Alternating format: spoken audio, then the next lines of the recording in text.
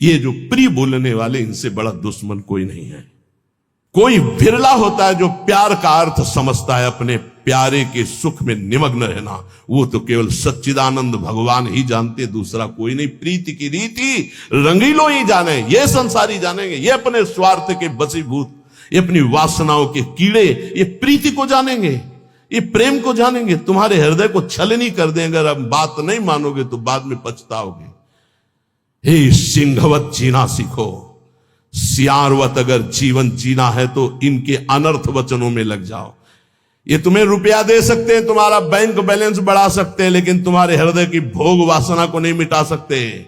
और भोग वासना नहीं मिटी तो चक्रवर्ती सम्राट भी एक महान दरिद्र है, क्योंकि उसके अंदर असंतोष है, भोगों की आशा है।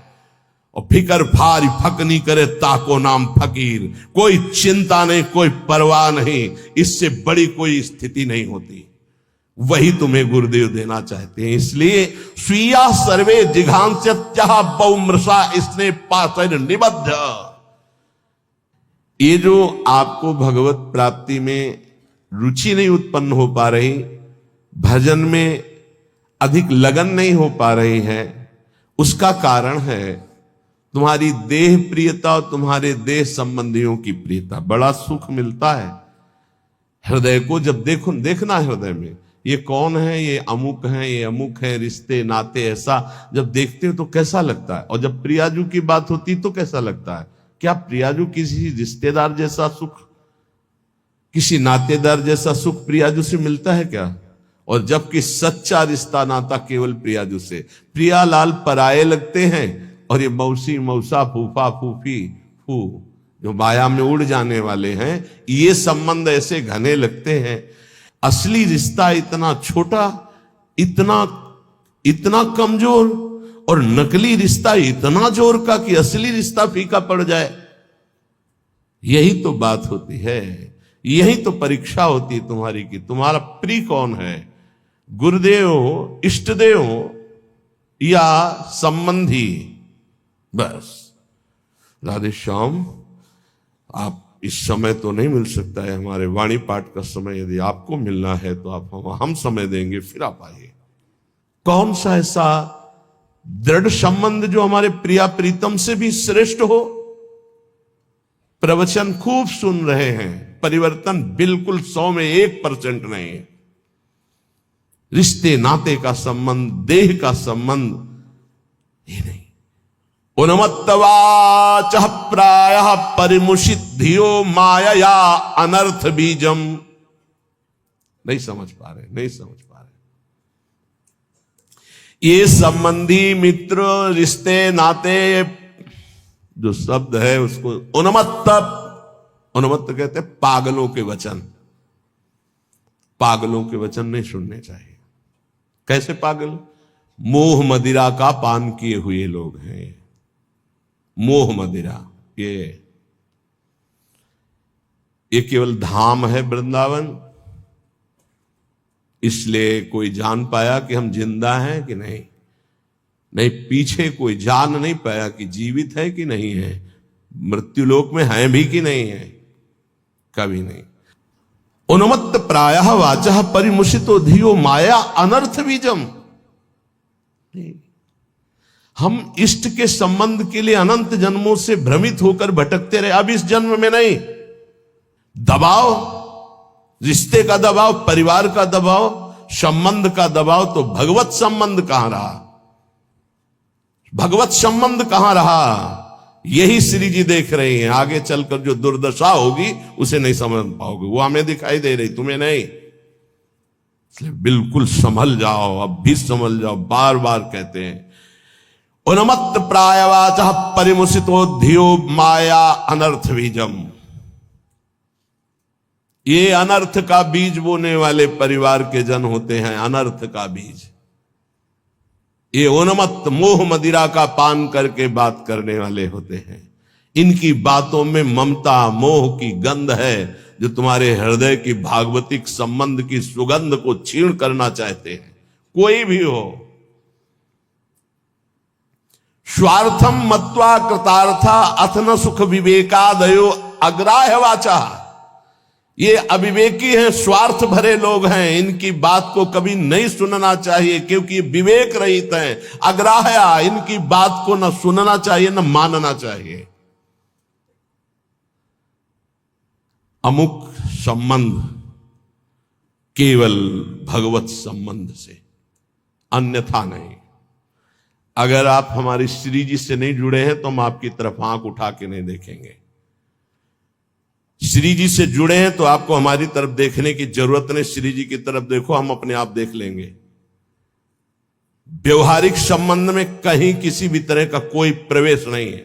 श्री जी का संबंध उन्मत्त प्रायवाचा परिमुसितो धियो माया अनर्थ बीजम स्वार्थम मत्वा कृतार्था अतन सुख विवेकादयो अग्राह्य वाचा। ये संबंधी, ये रिश्ते नाते, ये मोह मदिरा का पान करके ऐसे वचन बोलते हैं कि फिर संसार की ममता जागृत हो जाए। ये मोहित करने वाली, हमारी परमार्थ की वृत्ति का नाश करने वाले होते हैं। ये अनर्थों के दुख का बीज बो देते हैं।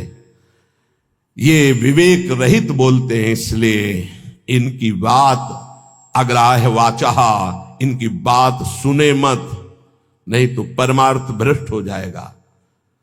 बहुत सुंदर किसी किसी के परिवार के जन, कल एक हमारी श्री जी की सेवा में रहते हैं उपासक, उनकी माई, तो उन्होंने कहा कि जब हम बेटे से बात करने के लिए यहां निवेदन किया और बेटा मिला तो उसने मुंह फेर करके कहा कि अगर आप हमारी मां हो तो दोबारा हमसे मिलना मत। बोले मुझे अच्छा लगा, आंसू भरे थे आंखों में, मुझे अच्छा लगा कि मेरी कोख पावन हो गई। और आज से मैंने भी निर्णय लिया है कि मैं कभी सामने नहीं जाऊंगी और आशीर्वाद दूंगी कि वो नित्य निरंतर श्री जी की सेवा में आपकी आज्ञा में रहे। उनका धन्य है तू मां, तू धन्य है।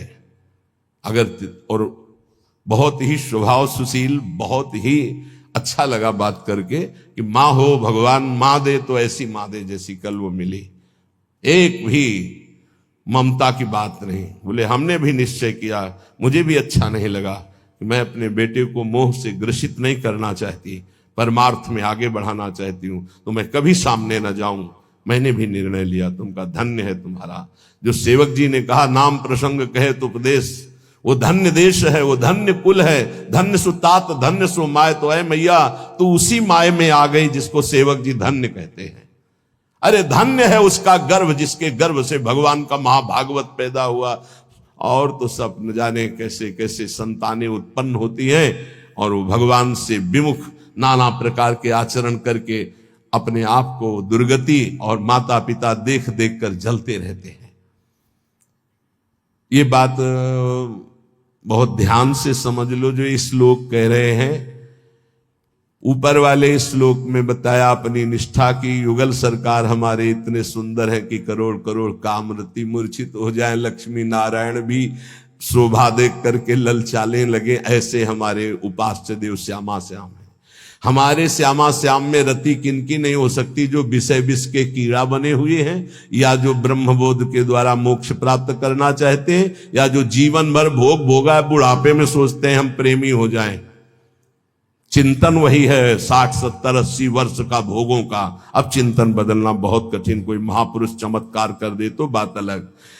ये हमारी बात उनकी समझ में आएगी जो शरणागत है श्री जी के और प्रारंभ से अभ्यास कर रहे हैं अपने मन को प्रियालाल में लगाने का, रसिकों की कृपा का। तो चंदी वृंदावन आशा, उनके अंदर वृंदावन में विराजमान प्रिया प्रीतम से मिलने की आशा जागृत हो जाएगी। कह रहे हैं अब इसमें बचाव पक्ष क्या करना है।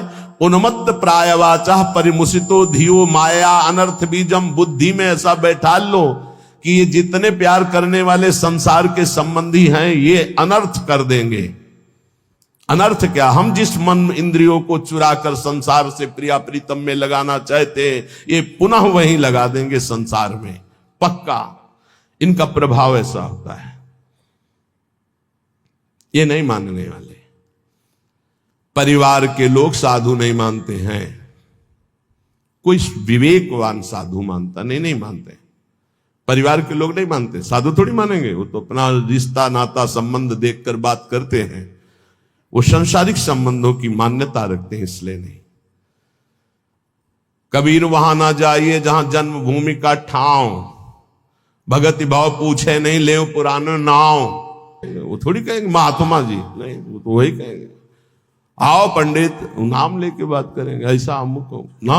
कबीर वहां ना जाइए जहां जन्म भूमि का ठाव, भगति भाव पूछे नहीं ले पुराने ना। वही संसार की वार्ता। अनर्थ बीजम बड़ा आकर्षण है, परिवार वालों का बड़ा आकर्षण है। आप देखो, अंदर से देखो, 20 वर्ष नहीं देखो, फिर देखो भैया है हमारे, ये अपन अमुक है हमारे अमुक। और श्री जी को 20-25 वर्ष से नाम जप रहे हो, शरणागत हो, ये कभी नहीं आया कि आराध्य देव मेरे, जीवन धन मेरे। ऐसे धिक्कार है इस मन बुद्धि को कि जो अनंत जन्मों से हमारे हैं वो हमारे पराये नजर आते हैं, जो बिल्कुल हमारे नहीं, जिनको हम जानते नहीं है, अब भी नहीं जानते कि भाई के रूप में कौन अंदर विराजमान है, बहन के रूप में कौन अंदर विराजमान, हम नहीं जानते। केवल ढांचे को मानते हैं, ये ढांचा मेरा भाई है, बहन है, और ढांचे के अंदर बैठा परमात्मा, उससे कोई परिचय नहीं है। इसलिए स्वार्थ मत्वा कृतार्था अतन सुख विवेकादयो अग्राह वाचा। अय विवेकी साधक, ये परिवार के जन विवेक युक्त नहीं बोलते, इनके मोह मदिरा से उन्मत्त प्रायः भरे वचन होते हैं, इनके वचनों को